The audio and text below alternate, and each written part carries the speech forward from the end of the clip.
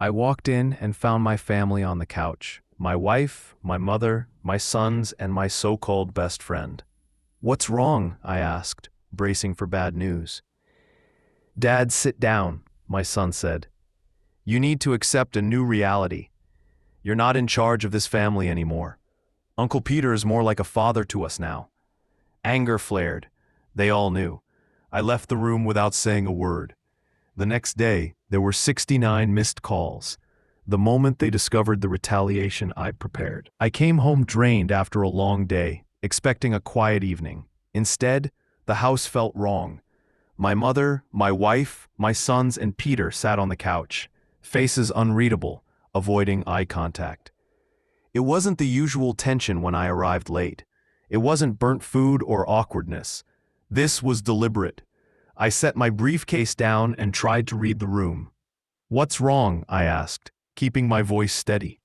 No one answered immediately. Then Michael cleared his throat and said words I'll never forget.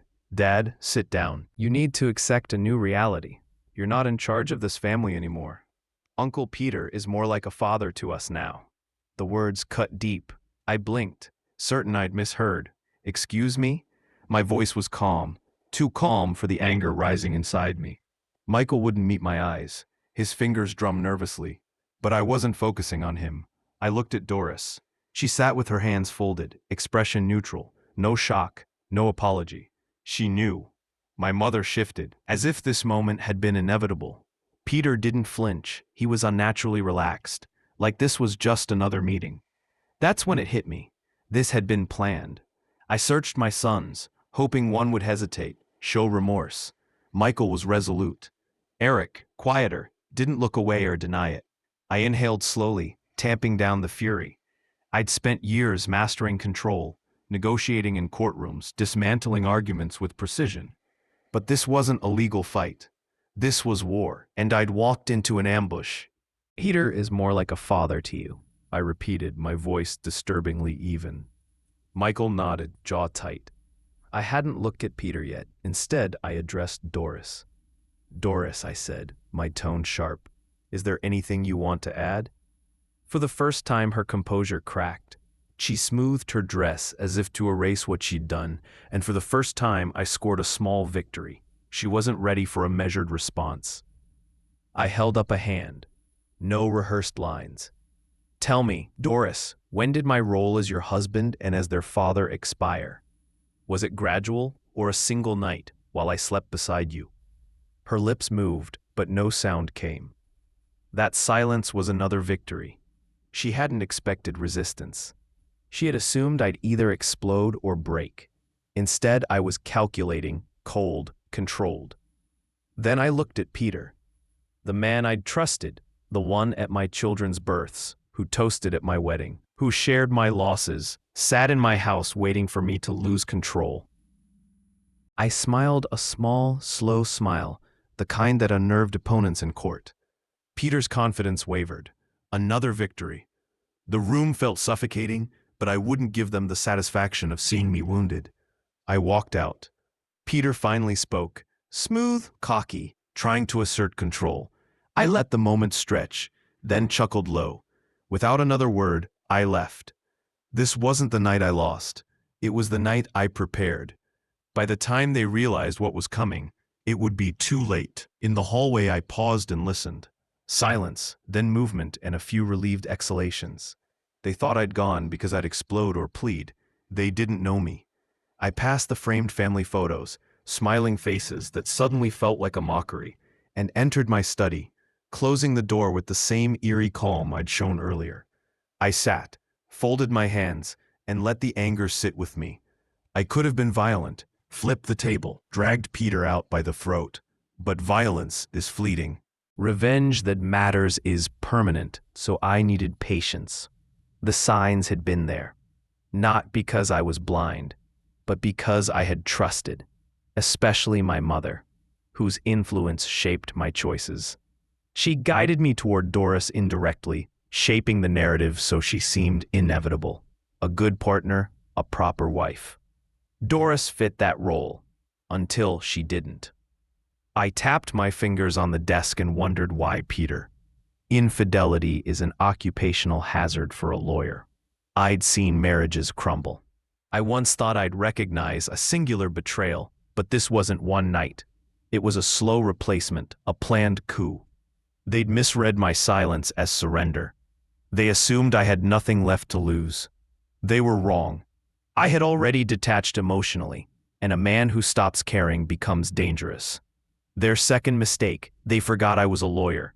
Power isn't emotion, it's leverage. And I had leverage they couldn't imagine. The plan formed. I called my financial advisor, James. Freeze all funds in our joint accounts, effective immediately, I said. He hesitated. Sir, that includes your wife's access? And I confirmed. First move, done. Next I called my lawyer, Stan. Prepare an expedited divorce filing, non-negotiable. He sighed, but agreed. Second move, done. Finally I called an old contact who owed me favors, someone who specialized in ruin. With those calls, the wheels started turning. I sat back, feeling the weight of what I'd set in motion. They thought they'd won. I was preparing. By the time they noticed, it would be too late. The next morning the storm arrived quietly. Doris tried her usual online transfer, perhaps a payment or another boutique purchase. The screen flashed red. Transaction declined. She refreshed, tried again, declined. She switched to her phone, declined. Confused, she drove to the bank in her Mercedes, ready to demand answers. At the bank, the manager was uncomfortable. I'm afraid this can't be reversed, he told her. Your husband placed a freeze on all joint accounts. His lawyer provided the paperwork. We can't grant access without his authorization. Doris's breath hitched. She'd assumed I wouldn't cut her off, but I had. By the time she left the bank, she discovered the credit cards were blocked too. Her platinum card declined at a cafe. The emergency card in her purse declined. Fear set in. While she panicked at the bank, I moved to phase 2. I cut off every line of credit she had. By then she was calling Peter, trembling. Peter, he froze everything. What do we do? But Peter had his own nightmare unfolding. I had helped build Peter's business, not because he was a genius, but because I pulled strings for him. Clients, investors, markets. Now I began pulling the rug out. One by one, his major investors withdrew.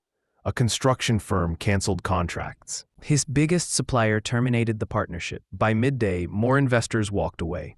By dinner, his cash flow was suffocating. By evening, his accounts were in the red.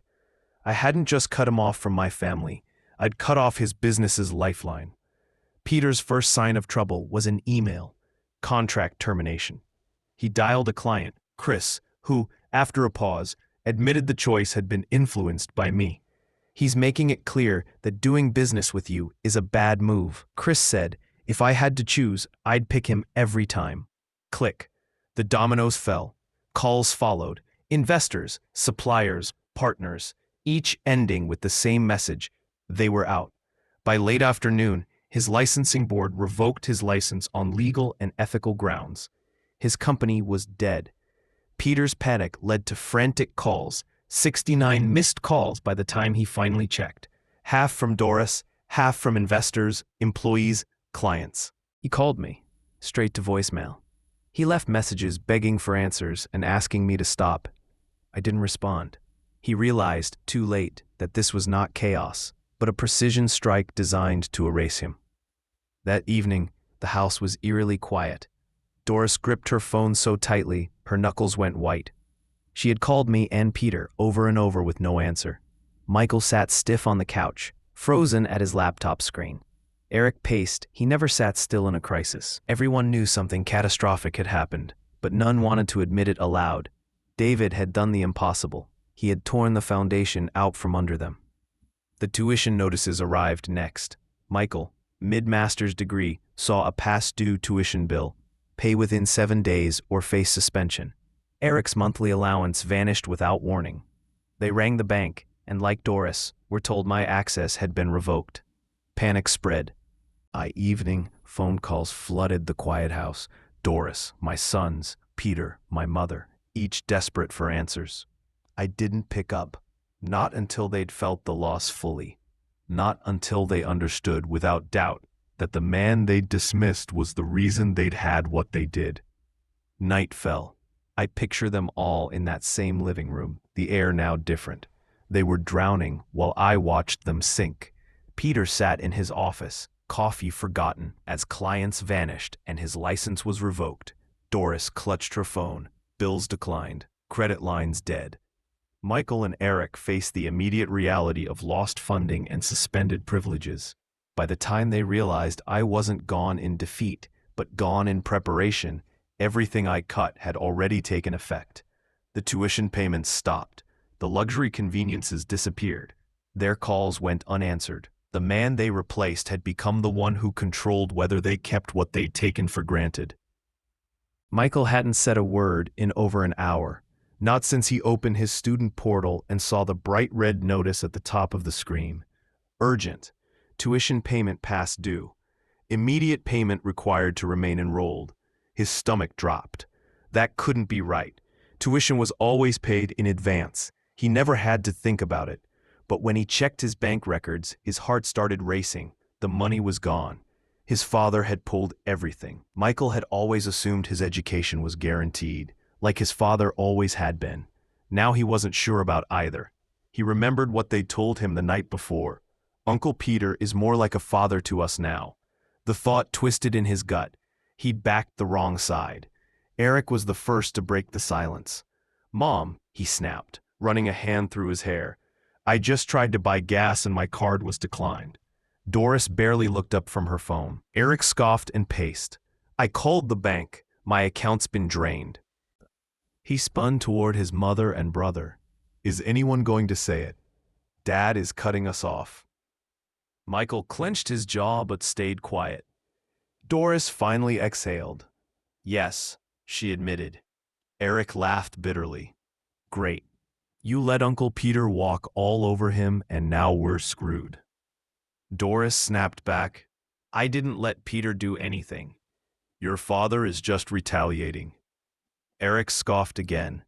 "Retaliating? Mom, wake up. Dad is burning everything down." And then the call that changed everything. The house phone rang. The room froze. Doris grabbed it. "David," she breathed. But it wasn't his voice. It was her mother's, sharp and cold. "Doris, are you sitting down?" Margaret asked. Doris gripped the phone. "What's wrong?" she asked. Margaret took a breath and said the words that blurred Doris's vision. "Your father's retirement fund is gone." Doris went dry-mouthed. "That's not possible. David wouldn't." Margaret's voice cut her off. "I think he would, and I think he just did." Doris's mind reeled. Her parents had relied on David for years. His investments, his management, his ability to keep things working. Now it was gone. She squeezed her eyes shut. For the first time, she felt real regret. She barely remembered hanging up. Everything blurred. Her mother's voice, her son's accusations, and most of all the deafening silence from David. She had expected anger, a fight, blaming, but he had simply removed himself and let them live with the consequences. He had allowed their choice and then showed them its cost. Sitting there with her phone, Doris understood the hard truth. David wasn't coming back. He wasn't going to fix this. She realized she had never really known the man who could be so detached. The version of David she'd relied on, the provider, the quiet forgiver, was not the whole man. The real David watched them fall and did not lift a finger. That night, the house fell apart. Doris couldn't sleep.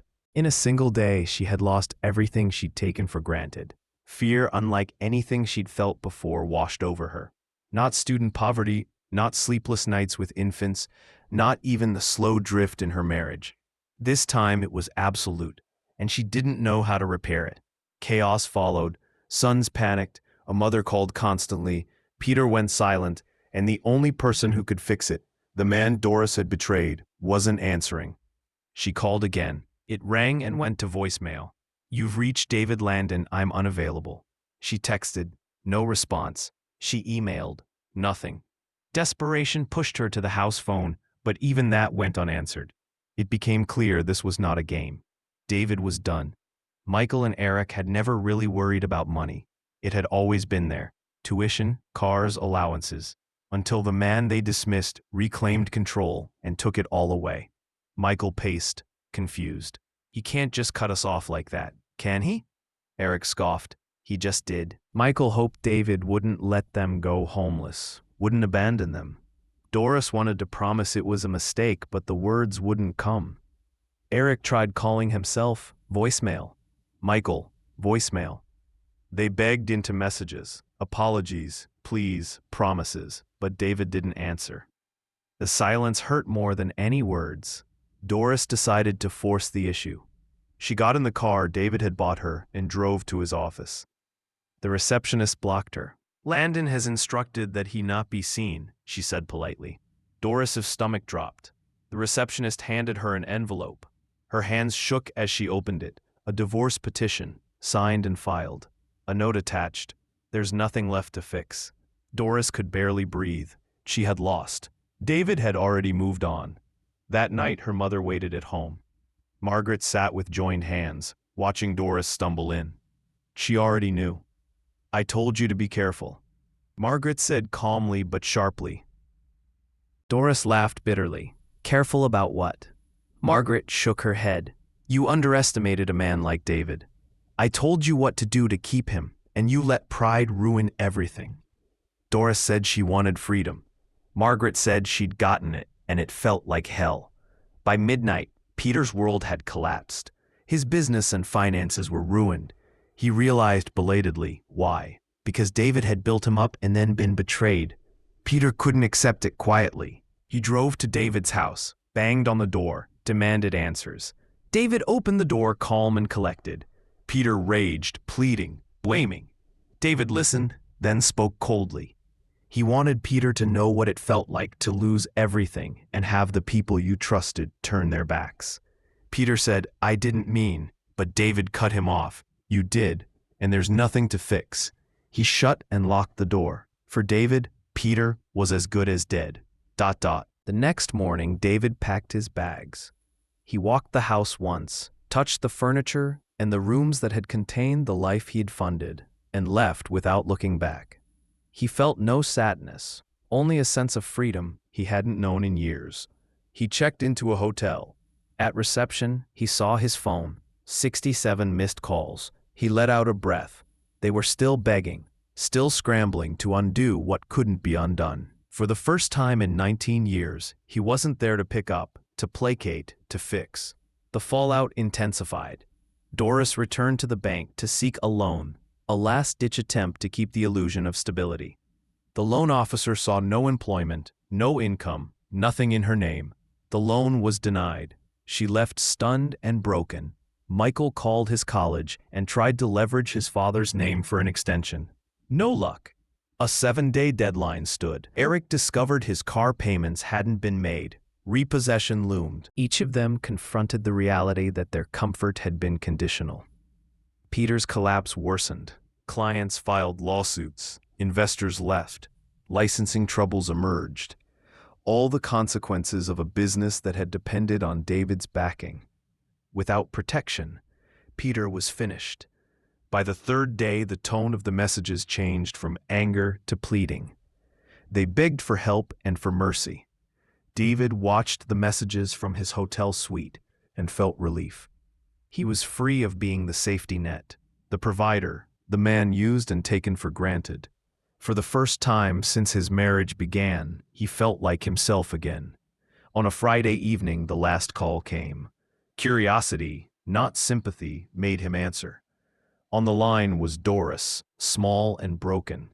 David, she whispered, I don't even know what to say. He listened as she asked how they had ended up here.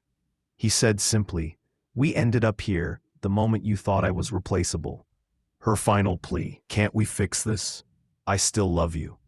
David's reply was quiet and final. That's nice. I don't love you. He hung up. He leaned back, watching the city lights. He was free. They were drowning, but that was no longer his problem. He had chosen to leave, and for the first time in 19 years, he felt unapologetically happy, not alone. Every day people share experiences, that help us understand life from different angles. If this story resonated with you, share it, leave your thoughts, or tell us your own story. Your feedback helps create more relatable content. If you enjoyed this video, please like and follow for more stories. We aim to bring fresh perspectives and meaningful moments to our viewers. Until next time, take care and stay curious.